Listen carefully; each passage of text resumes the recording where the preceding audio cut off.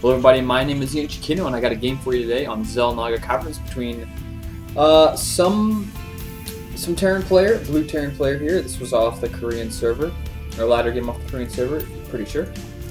There's no observers. And on the top right, we got our red Protoss player, ChiTaPrime.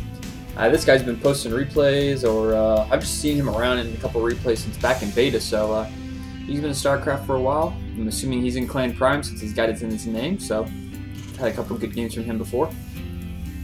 Third Terran player, pretty basic opening, not going for a wall off, just building his barracks back a little bit closer to his main. And not too much going on so far this game. Is that 2 probes? Okay, it just got interesting. So 1 probe going down here, 2nd probe going down here. He's going to be doing something tricky.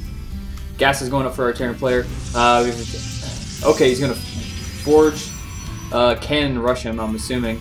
And so we're going to have a little bit of cheese here. So this one is going to go in and scout. This is going to make cannons. And it's going to completely fool our Terran player because he sees the probe, so he doesn't expect any cannons are going to be coming. Check the probe count real quick, 15. He still hasn't made any cannons yet. Maybe he's waiting. Not sure what he's waiting for. Oh, okay, he's doing this trick.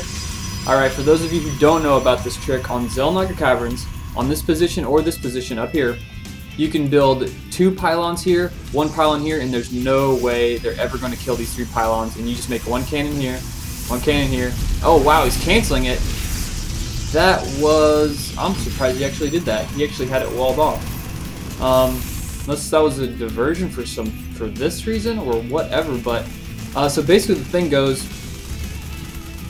Maybe it's just because he made that bunker so quick. But if you put a pylon here to pylon here, and you put like 2 cannons up, it'll actually be able to attack the main. And now he's cannoning this side too, so it's like his backup cannoning. So his cheese, plan A failed cheese, now he's into plan B cheese. And he's going to have to get that bunker up so he can get those marines in there and repair it. But those cannons are, oh wow, he's canceling that too.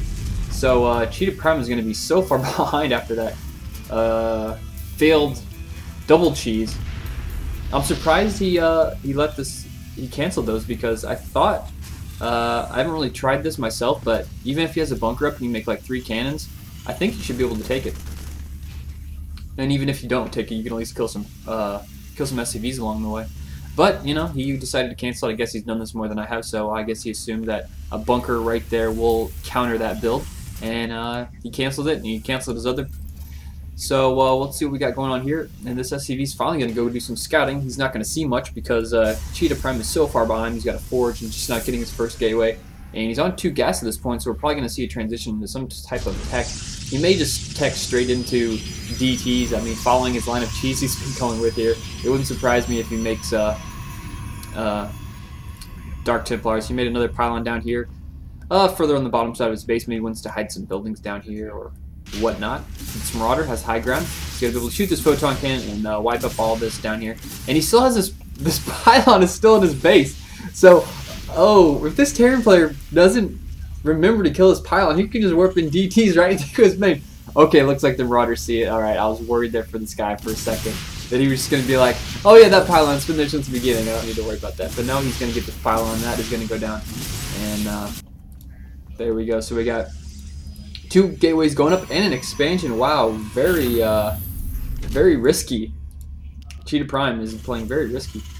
His opponent getting an expansion up, getting another barracks, getting a starport, flying this factory over here. And he's just gonna, I'm not sure why he flew the factory over there. He didn't make a tech lab off of it or anything, so he's getting it out of the way, making some more stuff, making another barracks. And we have another proxy pylon over here on the left. And at this point, if our Terran player actually pushed out and became aggressive with these 5 units he has right here, does he have concussive shells? No, almost finished. But like I said, if he decided to push out right now, he could do some serious damage to ChiTaPrime. He could kill some probes at least, and he's just making sentries at this point. And sentries don't do too hot against marauders and marines, especially when you only have a couple of them. And of course, you have this big open area. Doesn't even have warp gates finished yet, so I'm surprised our Terran player didn't go on the offensive after all the money that was wasted by ChiTaPrime. I mean, he had like 3 pylons here, a couple of them canceled, like tower, 2 of them got canceled, like cannon, and then another pylon. So he just wasted so much money. I think this Terran player really missed the timing that he could do a lot of damage. And Cheetah playing risky with the all-in, or not really all-in, but with the cheese at the beginning is just like, you know what? I'm just going to expand and hope he doesn't attack me. I really think the Terran player could have done a lot of damage there against one Zealot and one Sentry. It would have of course forced ChiTaPrime to pull probes, and then he would have lost probes and a little bit of micro. But we're getting an armor upgrade for ChiTaPrime. He has had 2 gas for a little bit, so he's had a little bit of gas buildup, and he's going to be able to pick off this SCV. Now, did he actually see that expansion? No, he didn't. And this factory is going to scout and find this pylon. And we have another probe coming down here at the bottom. More than likely, I guess he's going to build a pylon and probably scout for an expansion. He hasn't seen the expansion yet, but let's see where he's heading off to. Pylon there, and he's probably just going to come up here and check, see if there's an expansion. That's going to tell him whether or not his opponent is planning on playing aggressive. And we got the Raven out. So we'll probably see a push here coming pretty soon from our Terran player. I'm not sure if he got this Raven just to deal with DTs, because that's what I was thinking he might transition into. And that's a pretty safe play, get the Raven out, let you know if any DTs are coming. And he switched that into a reactor now. Probably make some medevacs out of that. And our ChiTaPrime is just basically going a lot of Zealots and Sentries, playing very defensive. And he's going to probably just try and macro up a pretty big Warp Gate army and go in for an attack. He's up to 6 Warp Gates as soon as this finishes. And this factory is going to be able to scout that expansion out here in a little bit as soon as it kicks it in gear and heads on over there. But at this point, both players are just kind of sitting back and macroing up. Let's check the harvester count. 40 to 37. So ChiTaPrime is a little bit in the lead, but of course we do have mules for the Terran player, so his economy is actually a little bit higher. And Stim. Oh, here we go. We got Stim and combat shields are just about ready to finish. That may be the trigger for our Terran player to actually go and attack. We have these pylons down here at the bottom, so if he does attack, it's going to be easy for ChiTaPrime just to warp in some Zealots to come down here and attack some SCVs. But ChiTaPrime going on the offensive, he's got another pylon over here. He really loves spreading out his pylons. I think that's a smart idea for Protest players, even walling this back area off.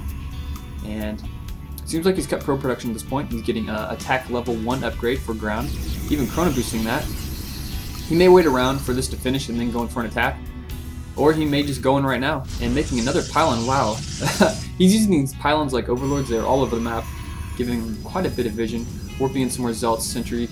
And let's see, he's still chrono boosting that. He's probably going to chrono boost that again in a little bit. But wow, a lot of medevacs, a lot of Marine Marauder, and 1 Raven. That thing's going to have a point defense drone. Not going to be too useful against, actually, I don't think that works against Sentries. I think it only works against Stalkers in this Warp Gate army-wise, but we're going to find out how this is going to go down. We have 4 medevacs, so he's quite a bit of healing. Combat shield, Stim is done. He's almost got his ground weapons 1 finished, but no, he's going to go in for a fight. No, he wants to wait for that to finish. He's running away. That is being chrono boosted. Shields going up. Force fields. Very nice force fields. And he's going to get those Zealots in there and just kind of crushing those Marauders. Oh, there we go. The point defense drone is up, but it is not doing anything because, of course, there are no there are no Stalkers. So he should have thrown down auto turrets. So that was a big fail. So and he just, wow, so many force fields and just completely trapping that entire Terran army. And what really our Terran player should have done there is just pick up all those units in those medevacs. He had 4 medevacs. He could have picked up all his units that were in front of the shields, lifted off, and then got away. And of course, he left his Raven there and got completely destroyed. So there are just so many force fields he can control. Look at those force fields.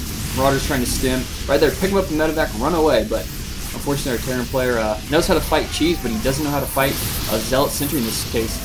And ChiTaPrime, wow, just so many Zealots and Sentries just crushing this focus fire down on that bunker. SCV is not in time to repair, and it's pretty much game at this point. He still has quite a few force fields left and just massing so many Zealots. And there we got it. Our Terran player leaves the game. And so yeah, if anybody knows how to read this, Korean I assume, please post the name of the player in the comments. That'd be pretty cool. So I hope you guys enjoyed this game. Had that little bit of a cheese there at the beginning. So it's something for the Protest players to learn. And you can just do that little bit of a pylon block there and put up some cannons. And if they're not quick enough to get those bunkers down and get the Marines out, then you can easily just force them to lift off their command center, and they'll have to either fly over here or fly up here. And that's my reasoning why he put first pylon here, was so that if the orbital command does decide to fly over here, you can just put 1 cannon over here and force its orbital command to move once again. So I think that was his thought process going in, but it worked out pretty well for ChiTaPrime. Ended up getting 1-1, some good upgrades there. So I hope you guys enjoyed this. Not much else to say. Check out my YouTube channel.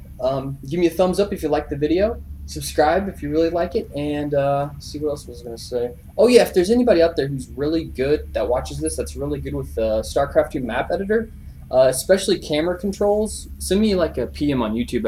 I'd like to ask you a question, but that's it. I hope you guys enjoyed it. See you later.